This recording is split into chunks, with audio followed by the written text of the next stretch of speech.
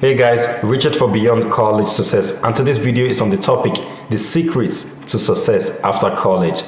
Every year, universities and colleges are producing graduates to serve the world positively.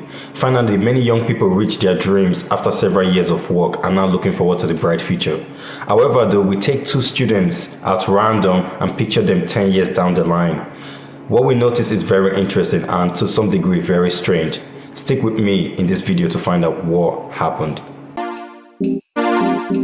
I got inspired to talk about this topic based on a couple of resources that I came across over the last week as I prepare my material.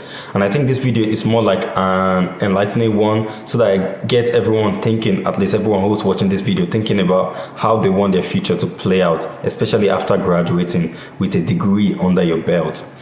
I'm currently at the stage where I'm graduating from the department and I'm wondering these questions for myself, and I really want my future to count in some way. Anyways, going back to the storyline that I introduced about picking two students at random and seeing how the future played out for them, here is the story for you. A college professor had the opportunity to lecture two equally talented students, but unique in their own different ways. Upon graduating, they both graduated with an honors degree, and the future definitely seemed promising for both students. 10 years down the line, the college professor had the opportunity to meet up with these students at a college reunion, and he asked one of the ladies, "How did it go for you?" The first one said, "Well, after graduating, I landed myself at a company I've always wanted to work in. Now I'm the CEO of the company. I get to travel around the world with my family and my friends. Life is great. Although this position is quite challenging, but I enjoy the challenges that come with that kind of position."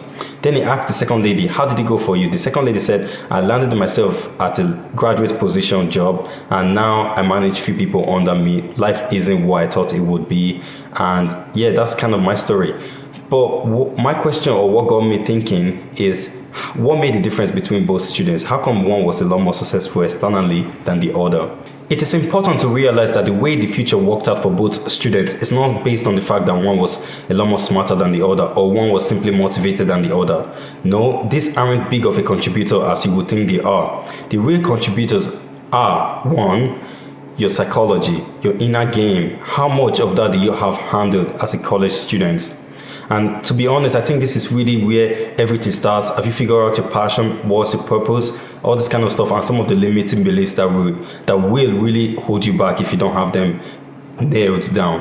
Number two is the simple choice to keep learning and implementing the right kind of information and taking actions on those stuff. I think success is almost like a principle. If you violate any of these principles, then you won't get the breadth of what you can honestly achieve. Another example that can happen to a college student, or anybody for that matter, can be found in the book The Strangest Secret. There, the author talks about the fact that if you take 100 individuals who start even at the age of 25, each having his own goals and aspirations and dreams for the future, all looking forward to the bright future, this is usually what happened. Just to mention though, this guy's an American and is addressing the American population, but I think based on what I've observed in my surrounding, that this usually happens in all countries regardless of the economic situation. But he goes like, by the age they are 65, only one will be rich, 4 will be financially independent, 5 will still be working for others, and 54 will be broke. This is to say that only 5% will be independent while 95% will be dependent. Now this is not to cause an alarm and cause you to freak out. Again, this is more like an enlightening video where we kind of look at some of the statistics and question what we can do differently, at least while we are starting off our careers, so that we can ultimately have the life that we want, not just externally but also internally here.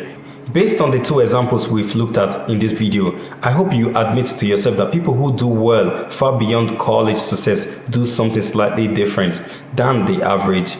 According to a study, 78% of students are coming into college to get a decent job. Now, there's nothing inherently bad with that idea, but do not be surprised with some of the results you get with that type of mentality. And I think this type of mentality often leads young graduates into jobs whereby they are working harder on their jobs than they do on themselves. According to Jim Rohn said, "Learn to work harder on yourself than you do on your job." The reason why he said this is because learning to work harder on yourself makes you more skillful, therefore more valuable and more useful in the marketplace, whereby if you want to create a company or climb ultimately to the top of the corporate ladder, then you have the choice and free will to do that. However, though, doing the opposite is almost like a trap. It's really not the most successful way in order to become successful after college. So definitely take to heart what I'm saying here. Let's go back and elaborate on some of the critical points I mentioned earlier on. Number one is understanding your own psychology. I find this aspect is way too overlooked, and as young people, we don't really understand about this kind of stuff, right? But I encourage you to take some of this stuff to heart. You're not too young to have an exciting life. That's my argument, at least anyway. So what do you think will happen to a computer as brilliant as it is from the physical point of view, and we have it operating under a wrong software? What do you think will happen to that computer? It will still will not function if you have the wrong software running on a brilliant hardware. This is the same as your mind. If you have the wrong software running up here, it still will be producing a lesser result than you would expect. So that's what I mean by understanding your psychology. But even deeper, I mean understanding your limiting beliefs, some of the negative thinking that you get into, and some of the negative habits that you have. How can you knock all those off so that you have more of a positive habit, or at least reduce the negative stuff to a sufficient degree?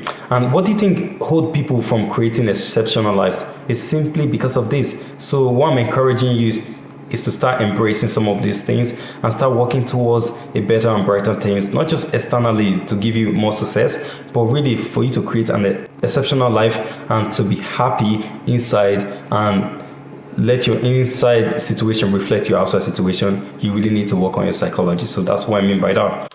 Number 2 point is the simple rule to keep learning and implementing the right kinds of information.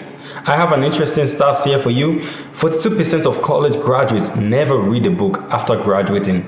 Now, what I interpret that to be is that most college students think they know it all. Maybe not literally, but to some degree they feel like, well, I've obtained a degree. What else could there be to life? So they become complacent, they get a comfortable job, and they do that and work hard on that job. And as I said, you know the trap with that, so be warned.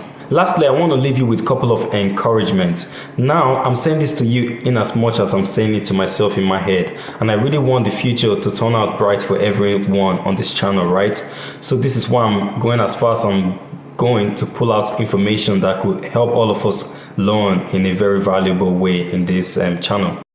All right, the encouragements are, number one, you have to kind of start designing your future. Start taking charge of your future. I once heard this statement that if you don't design your future, somebody else will design it for you. And what does somebody else have in mind if they design your future?